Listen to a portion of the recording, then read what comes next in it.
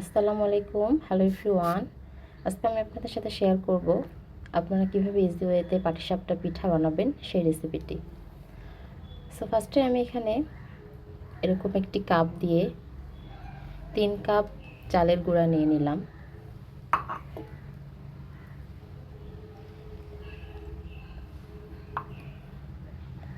এক কাপ নিয়ে নিলাম ময়দা।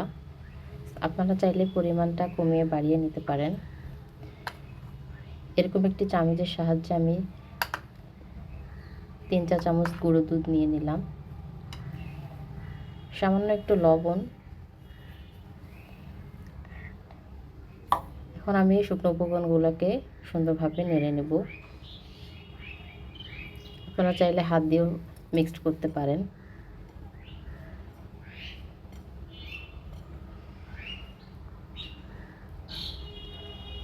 এবার এখানে আমি ব্যবহার করছি গুড়।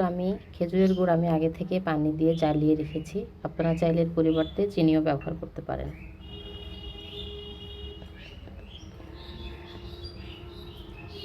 মিষ্টিটা যে যার পছন্দ অনুযায়ী দিয়ে দেবেন।